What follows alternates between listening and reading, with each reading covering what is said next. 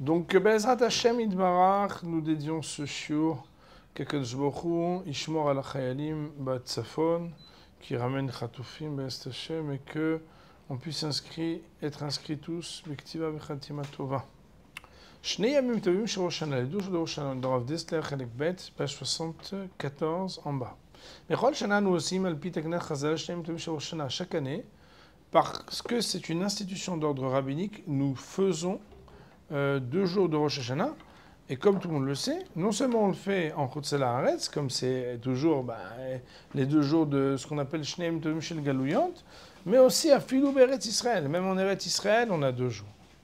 Keyadou Mechamad Safek. Et comme on le sait, c'est parce qu'il y a un Safek, et il amène là-bas la Gemara d'Aflamed. Mais Gam Hayom De'adyan Bikvi'uta de Yarha. Et bien qu'aujourd'hui, on sait exactement quand est-ce que a lieu le renouvellement de la Lune, et que selon le fait de savoir quand est-ce que c'est le renouvellement de la Lune, on devrait normalement avoir un seul jour. Alors, Takana Kayemet V'omedet. L'institution rabbinique reste établie comme elle était préalablement. C'est le sujet qu'on a étudié dans notre shiur sur Masechet Beitza à la page Dalet et à la page He. Il dit le Rav Tzarich Birour, comment est-ce qu'on peut parler de Yom Adin le 2e jour alors que c'est seulement une institution d'ordre rabbinique? Ok, fine, il y a une takana, tout ce que tu veux. Aval tachles kegon ine ze Yom Adin. Voilà, on dit Izne Yom Adin ou Yom Ha'erat Olam, Yom Ha'amid B'Mishpat, Kol Yitzurei Olamim, Kol Yitzurei Olam, d'après Ashkenazim Sfaradim. Et qu'en réalité, ok, c'est là, tu respectes le Yom Tov parce que c'est une institution d'ordre rabbinique. Mais de là à dire des mots qui ne sont pas vrais dans la tfila, a priori, il n'y a pas une takana des rabbanan de mentir dans ta prière. Alors là, Kadome, Bishlama, Bishar Yamim Tovim, Shel Galuyot Kitshukachem, Metayam Bikdushat Yom Tov, Cholni Yom Tov, Chalimala. Je comprends bien pour le reste des Yom Tov que Chachamim ils ont dit c'est mamash un Yom Tov comme les autres. Avaler Sheyagam Geder Yom Adin des rabbanan. Mais comment on peut dire c'est Yom Adin? Parce que les Chachamim, ils l'ont institué. C'est Yom Adin ou c'est pas Yom Adin. Tu ne peux pas faire seulement du Yom Adin. Alors, en réalité, bien évidemment, il y a une explication à l'Achik. C'est que voilà, comme on a vu dans le Rambam, Ilchot Melachim, Ilchot Mamrim, c'est que quand Chachamim, ils ont institué, mais là, on nous apprend, il dit le Rav Te'amim Pnimim le Takanat Chazal. Il y a des raisons qui sont profondes aux institutions d'ordre rabbinique. C'est un petit peu ce qu'un des Chavirim, il avait dit hier, que Béhémet, il y a des fois des choses qu'on ne sait pas. C'est quoi? Iné un Zohar Kadosh Meiret Enu Beinyanze. Voilà que le Zohar, il éclaire nos yeux sur ce sujet. Pourquoi? Et il dit le Rav, Itacham, c'est ramené là-bas. Là-bas, ça veut dire dans le Zohar. Pinchas, Resh Lamed Aleph, Amoud Bet. Vous savez que dans le Zohar aussi, il y a des dapim. Il y a des parachiotes et des dapim. Il y a marqué là-bas, Tanan, il a été enseigné. Bien évidemment, ce n'est pas une Mishnah du chasse, puisque c'est une Mishnah que Rabbi Shimon Bar Yochai enseigne dans le Zohar. Il y a marqué au Mishpat Amo Israël Devariom Beyom, c'est quelque chose qu'on avait juste lu hier, que maintenant on va avancer. Il est marqué dans le Pasuk, au Mishpat Amo Israël, est le jugement de son peuple Israël, en parlant de HaKadosh Baruch Hu, Davar Yom Beyomo. C'est une chose qui est Yom Beyomo, un jour dans son jour. Yom Beyomo Maï. C'est quoi Yom Beyomo? Tu n'as qu'à dire Beyomo, tu vois quoi Yom Beyomo? Le Zohar pose la question. Et là, Anetren Yomin de Rosh Hashanah. Seulement, qu'il s'agit ici de 2 jours de Rosh Hashanah. Le Zohar parle de 2 jours de Rosh Hashanah. Que quoi? Amaï Tren Yomin. Et le Zohar demande, pourquoi 2 jours? Pas besoin de 2 jours, un seul jour. Begin denun trebedina demit havram kahada. Parce qu'il y a 2 beddin qui s'associent tous les 2 en un seul. Dina ila'a deu kashia bedina tata'a deu rafia. Le din suprême, le jugement suprême qui est dur, avec le jugement inférieur, moins grave, qui est plus relâché et moins fort. Vetervayu mishtakre, et les 2 sont présents, les 2 se trouvent. Le mot shachiach en araméen veut dire matzah, mishtakre ça veut dire nimtsaï. Vous l'avez d'ailleurs dans la petite parenthèse où on a la traduction du Zohar. Regardez les mots. Tiret Zohar kevan shem shte batedim shemitravim kechadin elon shuk kashe imlin tarton sheurafé. Shneem nimtsaim. Les 2 jugements se trouvent. Et dit le Rav, Davar gadol limedanu Zohar basé. Il y a quelque chose de grand que le Zohar il nous a enseigné par cela. Veu, et c'est Shegam dvarim shebaou alide takanat chazal mishum sibot yeduot, que même les choses d'ordre rabbinique qui ont été instituées, mitakanat chazal, ça veut dire que c'est pas de Horaïta. Il y a pour eux une raison profonde, alpi omek sitre Torah, chez Azor lo gamima gala, qu'ils ont une raison profonde selon la Kabbalah. Je vous demande un instant, je dois aider quelqu'un, une seconde.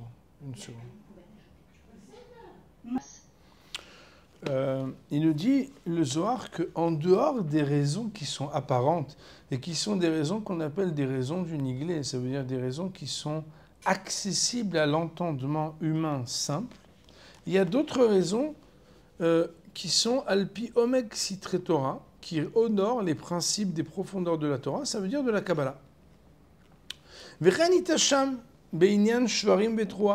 Et d'ailleurs, c'est un sujet aussi qui est ramené à propos des shvarim et de la Troa. Quand on parle de shvarim et Troa, comme vous le savez, il y a 3 styles de sonnerie. Tkia, c'est le son qui est long. Shvarim, c'est lorsqu'il est saccadé de 3 saccades, on va dire, 3 coupures, 3 parties.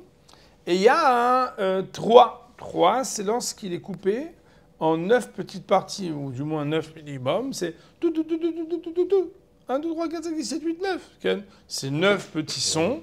Et ça s'appelle donc la 3.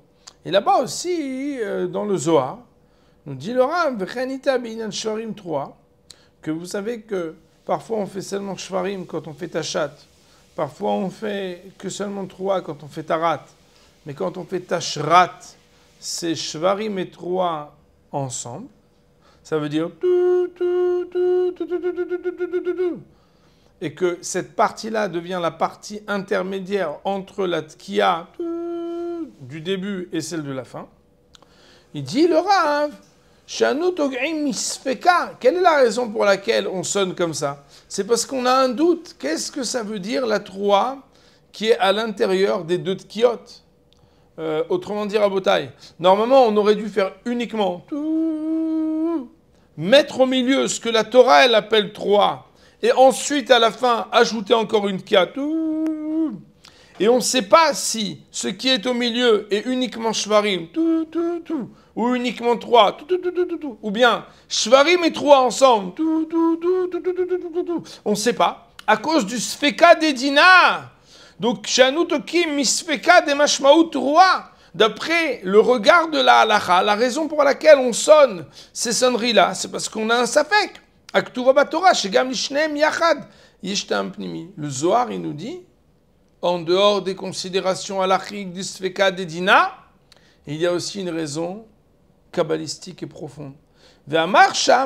C'est là-dessus qu'est marqué Alda lo yed'e ane bavlo razadi bava veilluta velo yed'e tervayu itztarichu. C'est la raison pour laquelle n'ont pas su les Babyloniens qui ont étudié et qui ont décrypté la Torah, le secret de ces 2 sonneries qui étaient Yevava et Yelluta. Qu'est-ce qui s'appelle un gémissement? Qu'est-ce qui s'appelle un cri de pleurs? Qui est normalement la définition même de ce qui s'appelle shvarim et 3, etc. Pourquoi? Mais shver sham et ta'amam. Le Zohar, il explique là-bas, parce que shvarim c'est ceci, 3 c'est cela, etc. Et en fait, kitve arizal mever divrazor beinan shtem sheroshana. Donc, et en fait, ça veut dire que il existe des sfekot et des takanot qui sont rentrés dans la littérature de la halacha, dans l'esprit des hachamim, par providence, pour qu'ils puissent honorer des raisons qui sont des raisons kabbalistiques beaucoup plus profondes.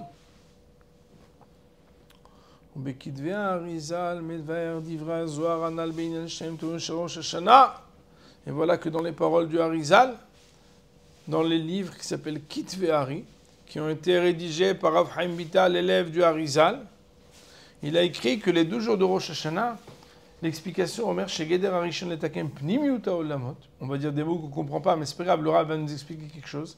C'est que le premier jour de Rosh Hashanah, on vient arranger et réparer l'intériorité des mondes, Sod Neshamot, le secret qu'on appelle des Neshamot. Pour l'instant, c'est de la Kabbalah, on ne comprend rien. On va voir comment on pourrait comprendre après. Veyom Hasheni, et que le deuxième jour de Rosh Hashanah, l'etaken chitzoniut haolamot. Le deuxième jour de Rosh Hashanah vient réparer chitzoniut haolamot, ça veut dire l'extériorité, la dimension apparente des mondes. Ça veut dire les olamot. Bon, on ne sait pas ce que ça veut dire. Il dit le Rav, Ashgacha Pratit Veklalit. Il existe ce qu'on appelle le sujet de la providence générale, de la providence personnelle et individuelle. Le Rav va l'expliquer, et sinon j'essaierai moi de vous donner quelques notions de ce que je comprends ou j'ai appris, même si je ne suis pas un grand spécialiste de ces sujets. Il nous dit le Rav, Inadvarim Amukim. Voilà que quand on lit ces paroles du Harizal, c'est des paroles, on voit qu'elles sont profondes. On voit juste qu'on n'a pas compris. Je pense qu'aucun d'entre vous n'a de doute que quand on dit que le premier jour, on vient réparer Soda Neshamot, ou Olam Apnimi, et que le lendemain, Soda Olamot, et qu'on dit c'est l'Olam Achitzoni, on ne sait pas ce que ça veut dire. Ce sont des mots qui n'ont pas une signification claire. Il dit le Rav, Ine Advarim Amokim. C'est profond. On ne pourra pas les expliquer jusqu'au bout. Achze nitan leamer. Mais il y a des choses qui, oui, sont données à dire. C'est quoi?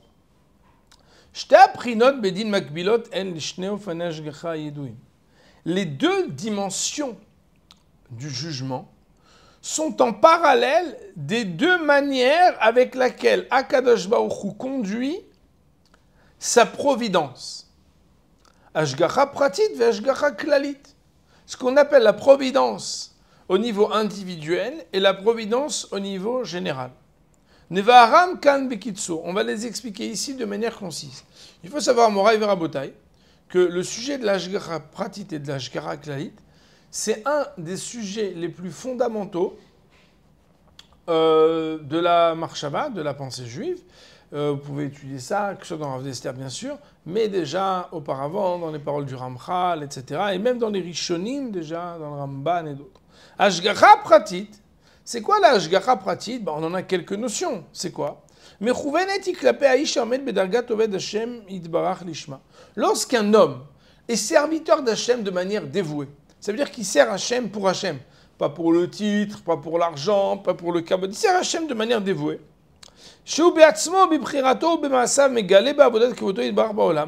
Que lui, concrètement, il est directement l'acteur de la volonté d'Akadosh Baruch Hu dans ses actes. Un homme, il étudie la Torah, un homme, il fait des mitzvot. Un homme, il est mamash, on va dire, l'acteur. Nikret pratit, ben lui, il reçoit ce qu'on appelle la providence personnelle et individuelle. Pourquoi elle s'appelle personnelle individuelle? C'est que tu vas recevoir exactement ce dont tu as besoin, au moindre, on va dire, détail de ce que tu as besoin. On pourrait dire que lorsque quelqu'un, il est ministre pour Akadosh Baruch Hu, on lui fait un costume sur mesure, on lui donne des chaussettes sur mesure, des chaussures sur mesure, un chapeau sur mesure, des lunettes toujours propres, parce qu'il est là, il est un ministre, il est en train d'appliquer la volonté d'Akadosh Baruch Hu, la volonté du roi. Alors il est là avec le roi, et donc il faut que ça soit tip-top. Et ça s'appelle Ashgacha Pratit ou Ashgacha Ishit. Kemvor Barishonim. Anagazu, cette conduite-là du monde, Ina Bedik Dukrav Lefi Maasav. Elle est extrêmement précise et en phase de ses comportements à lui. La tête lokeli madidrashim lola vodato. Chaque chose dont il a besoin va lui être donnée avec précision. Vegam lemona mimenu leet atzorer. Mais par contre, étant donné qu'il est là pour travailler, quand il est là pour travailler, il y a des choses pour lesquelles, s'il ne fait pas tel et tel travail, c'est quelqu'un d'autre qui va le faire, il ne va pas recevoir exactement les mêmes choses. Parce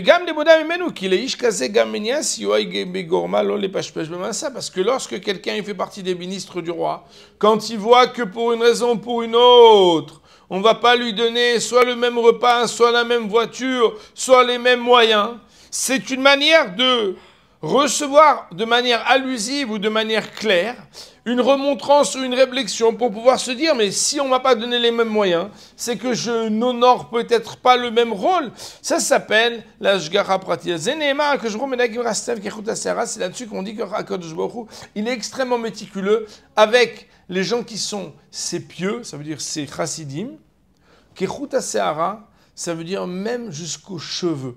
D'ailleurs, bon, je peux pas dire ça à la vidéo parce que j'ai des cheveux qui dépassent un peu. Et c'est pas très bien de dire ça maintenant, mais quelqu'un qui est, par exemple, Bibi Netanyahou, quand il est aux Nations Unies, en général, normalement, il peut pas éternuer, mais aussi ses cheveux sont bien coupés, sa cravate est bien mise, et il est bien maquillé. Enfin, maquillé, vous avez compris ce que je veux dire. Ça veut dire qu'en fait, quelque part, un homme qui est au service de HaKadosh Baruch Hu, il reçoit une Hashgacha pratique, une providence divine qui est extrêmement sur mesure et précise. Cependant, ça veut dire que maintenant qu'on a expliqué cela, nous allons parler et essayer de définir la Hashgacha qui est klalit. Il est Misheno Ved Hashem Klal. C'est lorsque chez un homme, il ne sert pas à HaKadosh Baruch Hu. Ou bien que le gars, il est dans la routine du monde religieux. Il met les tef, parce que tout le monde met les tef, et parce que depuis sa BM, ouais, sa BM, c'est pas une BMW, les gens disent ça en France, ils vont dire que c'est un bar mitzvah.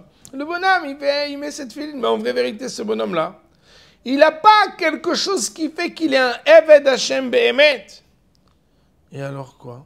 Bli akara pnimit, il n'a pas une reconnaissance et une perception profonde des choses, mais superficielles. Ça ne veut pas dire qu'il n'a rien, chas b'shalom. Velachen, c'est la raison pour laquelle en b'maasav kedele galot et kvodoit barar b'ofen yashir. Il n'est pas l'acteur direct qui donne la révélation de l'honneur divin. Tochen chayav ou b'ma sheosek b'achanot eno sheosek b'tzorki avolato. C'est un homme, un être qui participe à ce qui est auxiliaire au tzaddik. C'est l'auxiliaire du ministre. C'est celui qui met en scène. C'est celui qui maquille. C'est celui qui prépare à manger. C'est celui qui prépare le vêtement de l'acteur de la volonté de HaKadosh Baruch Hu. Mais ce n'est pas celui qui est l'acteur lui-même. Le Rav, il appelle ça Aïnou shetachlito iliot kli la tzaddik. C'est un langage qui est très lié, selon ce que je sais, au langage de la chassidoute, c'est qu'il y a le principe du tzaddik et il y a le principe de ceux qui sont autour du tzaddik, qui sont kelim la tzaddik, qui sont des outils, des accessoires, des personnes qui participent pour être autour du tzaddik. Kli la tzaddik amiti letaken et haolam shebo ose tzaddik et avodato, qui vient d'arranger le monde pour permettre au tzaddik de faire son travail. Lorsque HaKadosh Baruch Hu, il va donner à ces hommes-là, qui sont les kelim du tzaddik, dans ce monde-ci quelque chose. C'est pas du sur-mesure par rapport à ce qu'eux ils réalisent, parce qu'ils ne sont pas dans la réalisation directe et précise de la volonté d'Hachem.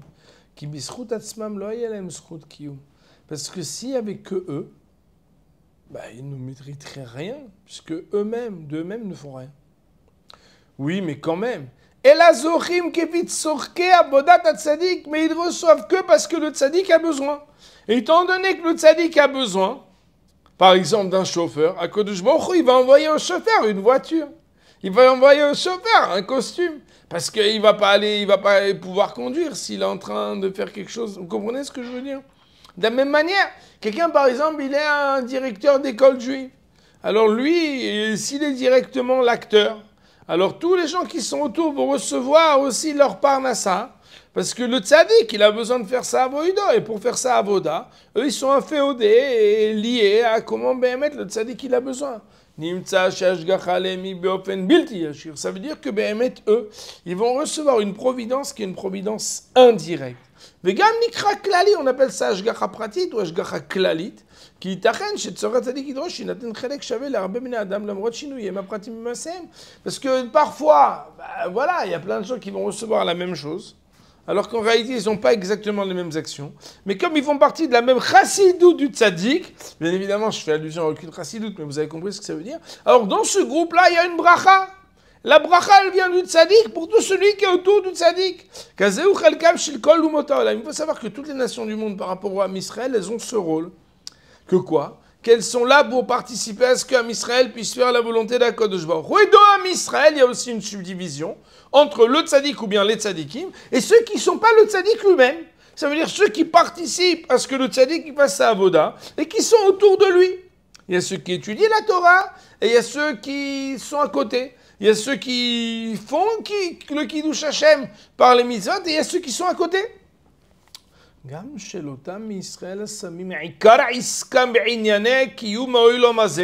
Aussi ceux qui sont préoccupés principalement par comment ils vont vivre, comment ils vont manger, comment ils vont profiter, ces personnes-là vont pas être jugées de manière précise et personnelle, mais de manière globale, dans un projet où ils sont rattachés à la volonté d'Akadosh Baruch Hu. Et ça concerne aussi les gens qui réalisent la Torah et les mitzvot de manière superficielle. Mitzvat anashim elumada, c'est une expression qui est reprise d'un pasouk du Navi pour dire lorsque les mitzvot sont faites de manière machinale et automatique, sans véritablement les faire de manière profonde. Mais Hamad Shigra Levad, ou bien de manière intéressée. Le gars, il fait ça parce qu'il s'est marié avec une femme qui ne supporte pas les gens qui ne sont pas religieux. Donc il dit, j'ai plutôt intérêt à aller au shiur, sinon je ne vais pas manger des bonnes choses. Sinon c'est une manahama à 5 shekels avec de l'eau chaude. Mais en réalité, bien évidemment c'est une caricature violente. Mais en réalité, parfois ça peut être le kavod, parfois ça peut être l'argent, etc. Mais en réalité, lui, il s'en contrefiche un peu. Bon, il est content quand même d'être religieux, ça fait bien, ça fait un bon style. En Valbatachles, mais en définitive, c'est pas pour faire les mitzvot de Hashem. Ayen Moshe Katav Rambam Bemore Bechelek Gimel Perek Yud Zayin Nutred Ubekdam Ale Pirush Mishnayot Al Chazal. Que quoi? Que le Rambam a écrit à ce sujet, sur donc dans le Moreh Nevuchim à la troisième partie, il y a 3 parties dans Moreh Nevuchim au chapitre 17 et 18, et aussi sur ce que nos maîtres ont dit dans la Mishnah, En lo la Kodesh Baruch Hu beolamo, et la arba amot shel halacha. Vechen ayen besforno perashat Tazria perek yud gimel pasuk mem zayin. Il y a marqué là-bas, Omnam anirdamim asher lo itoreru klal. Cependant, nous dit le Rambam là-bas, peut-être qu'ici il cite le Sforno, je m'excuse. Il faut regarder le Rambam, et voilà ce que le Sforno dit. Ceux qui sont endormis et qui ne se sont toujours pas éveillés, V'em kol bnei akum verov umot hauma israélit, qui sont toutes les nations du monde et aussi la majorité du peuple d'Israël. Zulati et Echides Gula, excepté des gens exceptionnels. Em bli safek tachat hanagat hateva. Ils sont tous soumis à une conduite naturelle qu'Hashem conduit le monde. Keshar mine ba'alei chaim, de la même manière qu'il faut des animaux. Vous comprenez, Moraï Rabotai, que les bovins argentins ont été créés pour que les bons juifs puissent manger le jour de Yom Tov. Vous comprenez? C'est-à-dire qu'en vraie vérité, il y a une aga du Teva. qu'Akadosh Baruch Hu, il ne va pas s'occuper de chaque vache. Ça veut dire quoi? Bien sûr qu'il s'occupe de chaque vache. Il s'occupe de l'espèce des vaches. Et là-bas, chacun reçoit une partie de ce qu'il doit recevoir. Et la Biminem Bilvan, qui ba'em, tishlam, kavanat, mamtid, barar. Parce qu'en réalité, par leur intermédiaire, il y a quelque chose, oui, qui va se réaliser de la volonté d'Akadosh Baruch Hu. Mais, étant donné que ce n'est pas eux, par leur libre arbitre et par leur action directe, qui réalisent et qui révèlent la volonté d'Akadosh Baruch Hu, le Kvod Shamaim, c'est la raison pour laquelle ils n'ont pas directement de Hashgacha pratit, mais uniquement de Hashgacha klalit. Ok, donc on voit ici, le Rav nous parle d'Hashgacha klalit et Hashgacha pratit. Enfin, dans l'ordre, c'était Hashgacha pratit et Hashgacha klalit. Et maintenant, on va avoir le rapprochement de ces deux notions avec les 2 jours de Rosh Hashanah.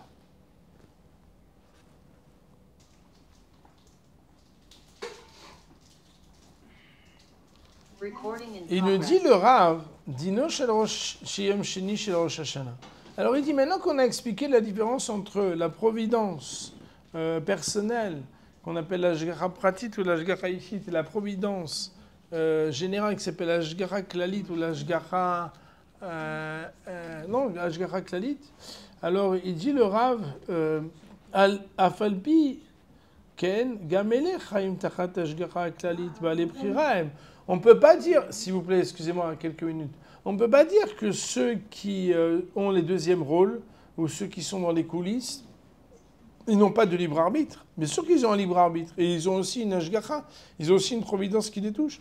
Ils sont jugés. Comment, tout à l'heure on a parlé à l'oral de celui qui s'occupe du projecteur, même s'il n'est pas sous les projecteurs parce qu'il n'est pas l'acteur, mais il est présent, et lui, bien sûr qu'il va rendre des comptes, il va recevoir ou moins recevoir. Je m'excuse, j'ai besoin d'avoir un petit peu de calme. Mechila, je suis désolé encore de quelques minutes. Mais leur pérennité dépend du tzaddik, Shem Kelim est là, parce qu'ils sont en fait les outils, ceux qui participent à l'action du tzaddik.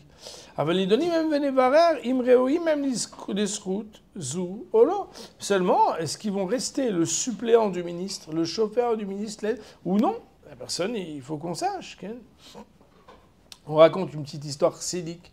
Une fois, il y avait un Rebbe Chassid qui avait un élève très très riche. Et chaque fois que les gens venaient demander de l'argent au rabbanim, vous savez que les gens ils viennent voir les rabbanim pour demander de l'argent, ce Rav, il envoyait un petit pétec, là, un petit morceau de papier, et il disait 50, 100, 200, 1000. Et il envoyait dans un petit truc fermé, il disait allez voir mon talmid, là-bas, mon élève, il va vous faire un chèque. Et c'est comme ça que chaque fois, il envoyait, tu recevais 100, allez voir Shloim, je ne sais pas comment on peut l'appeler. Et voilà qu'au bout d'un certain temps, Shloim, il vient voir le Rebbe, c'est lui qui a un problème d'argent. Et il dit Shloim, il dit oui, Kvod Arav, j'ai des problèmes d'argent, mais non, j'ai pas les mêmes moyens. Il dit ah bon? Il dit mais est-ce que jamais une fois je t'ai envoyé quelqu'un, t'as déjà refusé de donner le montant que... Il dit oui. Il dit bah alors voilà. Il dit je vais t'expliquer en fait. Normalement moi j'aurais dû être tzaddik et riche. Mais je ne peux pas assumer les deux, c'est trop compliqué pour moi, je ne peux pas m'occuper des deux. J'ai pris à Kodesh Baruch Hu qui m'envoie un talmid qui soit très très riche, pour qu'il s'occupe des affaires financières, des mitzvahs, pour faire la tzedaka. Kol od, tant que tu as joué ton rôle, bah, tu reçois toi l'argent. Maintenant il va falloir que je sache qui c'est qui reçoit à ta place, pour pouvoir Bezrat Hashem m'envoyer chez quelqu'un d'autre. Alors cette histoire bien sûr, c'est un contrat civique. C'est pour expliquer que dans la vie, la volonté d'Akadosh Baruch Hu, elle a besoin d'acteurs. Elle a besoin de macro, elle a besoin de micro. Macro, c'est ceux qui sont tout en haut de l'arbre hiérarchique. Et il y a les micros, c'est ceux qui font le petit travail. Ce monsieur qui fait du café ou qui nettoie, s'il ne vient pas nettoyer le Beth Midrash samedi soir, ben on ne peut pas étudier la Torah. Est-ce qu'il peut donner shiur si quelqu'un n'est pas là? Non, mais c'est pas grave. Mais ce qu'il fait, c'est extrêmement important. Sauf que c'est pas le cœur de la volonté d'Hachem. C'est les poumons, c'est les bras, c'est les pieds, etc. Il dit le Rav, Bezeh shone adam ishar anivrem asher yotam kelim tluia rak betzorket tzadik levad aval adam nidan bezeh lo rak mipat tzorket tzadik levad אלא גם מפאת בחירתו ou אם הוא ראוי לזכות לשמש לצדיק. Quand quelqu'un il a un âne, quand quelqu'un il a une voiture, quand quelqu'un... Alors lui, ça dépend de lui, et pas de l'âne et de la voiture. Si l'âne ou la voiture, il va être en bonne santé ou il va bien marcher. Mais quand on parle d'un juif et pas d'un animal ou d'une voiture, il a un libre arbitre. Ça dépend de son comportement à lui en tant que chauffeur, en tant que cuisinier, en tant qu'aide ménagère. Si ce bonhomme, il va avoir le zérout, le mérite de rester celui qui va recevoir le droit de pouvoir participer et recevoir les bénédictions parce qu'il a participé au projet du tzaddik. Il dit le Rav, Iné Geder Yom Rishon shel Rosh Hashanah Dina Kashia. On a dit que Yom Rishon, c'est marqué dans le Zohar que c'est Dina Kashia. C'est quoi Dina Pnimius? On a parlé d'intériorité. Ou Dino shel Tzadik Be'atzmo. C'est le tzaddik qui est jugé le premier jour. C'est les hommes qui sont jugés sur l'ashgara pratit. Ça veut dire sur la providence personnelle et individuelle. Zéodina ilaha, et c'est ça qui est marqué dans le Zohar, le jugement suprême. C'est ça qu'on parle quand on parle des neshamot. Les neshamot, c'est que est-ce que tu joues le rôle que ta neshama elle est venue jouer dans ce monde. Et le deuxième jour, la dimension du deuxième jour de Rosh Hashanah, chez la clé. Là, on parle de celui qui est l'accessoire, qui participe indirectement au projet du tzaddik. Les filles Mabat Ashgacha Klalit. Et là-bas, la providence, elle est générale. Mais din ou dinze ou rafia. C'est pour ça qu'il est plus relâché, ce din-là, ce jugement. Qui se rouillot mouatot tioterni de rachat, que des liskot, lihiot, klilet tzadik, bien cher liskot, bedin, misroutatsmo. Parce que être un tzaddik, en tant que tzaddik, on est jugé avec beaucoup plus de rigueur, comme par exemple quelqu'un qui joue le premier rôle, qui va être l'acteur. Pour être acteur, il faut vraiment être quelqu'un qui a beaucoup de qualités, qui va être jugé de manière très rigoureuse. Alors que pour être celui qui maquille, qui met la musique, qui s'occupe de... Alors, toutes ces personnes-là, pour la fête, il n'y a pas besoin. Ben, si, bon, alors ils se coiffent mal, mais ils jouent bien de la musique. Vous avez déjà vu, les musiciens, ils ne sont pas tous très simples dans leurs habits. Je ne sais pas si vous avez vu, c'est un truc spécial. Il y a des styles. C'est l'honorat, le bonhomme, il est bassiste. L'important, c'est qu'il joue bien de la basse. Alors bon, c'est sûr, s'il va jouer chez des gens très religieux, des gens qui sont... Alors, il va s'habiller d'une manière, mais on ne va pas être exigeant autant que celui qui va chanter, c'est normal. Il dit, le Rab, c'est pour ça que ça s'appelle Dina Kashia et Dina Rafia. Parce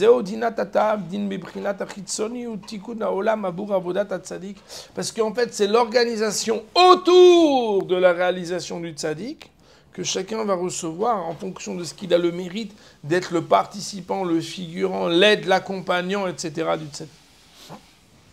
Et c'est ça que le Harizal dit. Il dit le Rav Gambe Avoda Kitzoni Torah Mizot Shelo Lishma Nishnam Shne Brinot. Yesh mi shikach shibato lishma bo mishtamesh lo yesh monsieur betor siwa keda kemalav et milchemet yitzro. Il faut savoir que même quand quelqu'un il fait les choses de manière intéressée, il mefshar lisgor shama toda. Il faut savoir que il y a une manière. Il y a des gens qui sont intéressés, mais ils savent qu'ils sont intéressés. Ça veut dire qu'en fait, dans le but, ils aimeraient bien faire les choses de manière désintéressée, mais en fait, ils n'y arrivent pas. Maintenant, bien évidemment, vous savez qu'il y a celui qui dit « Moi, comme je suis intéressé, je ne vais pas le faire parce que tant que je ne serai pas sadique, je ne serai pas les visites. » Non, le bonhomme, il dit « Voilà, moi, je vais quand même me battre contre mon mauvais penchant.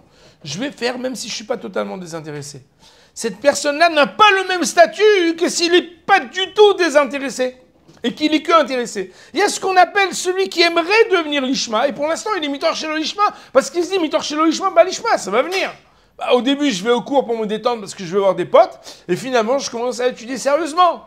Au début, le gars, il va à une Seuda Shlichit parce qu'il y a des filles et qu'il n'est pas marié, et qu'il se dit, bon, peut-être qu'il y a un chidour, en plus on mange bien. Et à la fin, finalement, il commence à apprendre à apprécier le shiur du Rav, et il vient même le mercredi soir quand il y a un cours de Gemara, alors que là-bas, il n'y a pas de filles, il n'y a pas de kidouche, il n'y a pas de manger.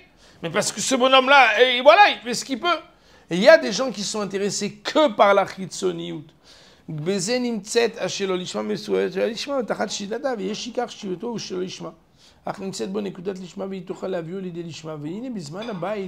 Alors écoutez bien, Rabotai. Extraordinaire le chidouche du Rav maintenant. Il dit, vous vous rappelez qu'on a étudié dans la Gemara de Betsa qu'il y a des années où les témoins, ils arrivaient avant Mincham. Et il y a des années où les témoins, ils arrivaient après Mincha. Et il y avait donc des années où il y avait un jour de Rosh Hashanah. Et il y avait des années où il y avait 2 jours de Rosh Hashanah. Regardez le chidouche, si ce n'était pas écrit. Je pense qu'on ne peut pas le dire à sa place. Il faut être un homme gadol pour dire ça. Il dit le Rav, Bisman Abayit, au temps du Bet Amikdash, Adain Ayolavet Givgadutam, Veaya Ikar Shifatam Lishma. Voilà que les cœurs étaient encore dans leur grandeur. Ils avaient des aspirations dévouées. Mais Kevan Shegam Chitzoniutam Aïta Betela Legabe Pnimiutam, puisque même leur extériorité, leur superficialité, les outils qu'ils utilisaient étaient inféodés à leur profondeur et à leur pureté et leur intériorité. Ayaba Mbekar Din Prati. L'essentiel pour eux, c'était juger, être jugé de manière personnelle. Ve'adina Leyoto Kli Lishar Bnadam Ayatafel Leze.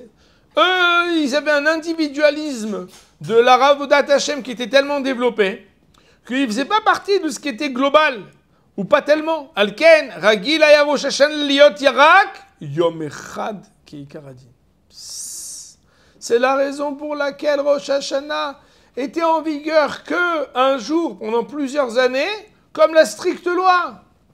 Pourquoi? Parce qu'on est venu au monde Rabotai pour être des stars, pour être des acteurs, pour être celui qui réalise de lui-même la volonté d'Akadosh Baruch Hu. Et si des fois ils avaient des petites chutes, des petites régressions, Venatou les tzadach itzoniut, ils commençaient à devenir un tout petit peu superficiel, moins tzadik et tout ça. Si bevu mina shemaim shiachru edim lavo, voilà là, Akadosh Baruch Hu, il a fait que du ciel, les edim, ils ont des petites pannes de voiture, ils arrivent en retard alors que normalement ils devraient arriver plus vite. Et c'est comme ça que l'histoire faisait qu'ils avaient 2 jours de Rosh Hashanah.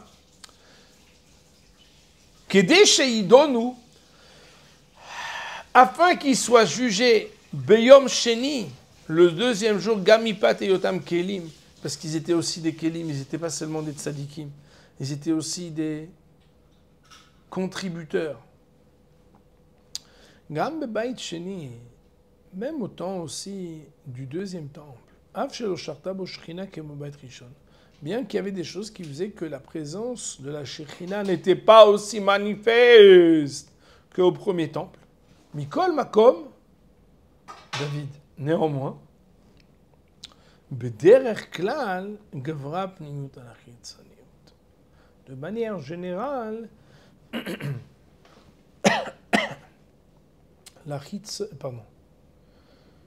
l'intériorité et la profondeur étaient plus fortes que l'extériorité.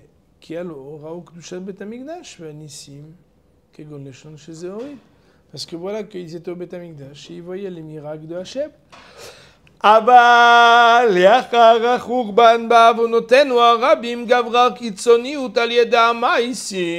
Mais après la destruction du temple à cause de nos fautes, la superficialité est devenue très grande sur nos actions. C'est pourquoi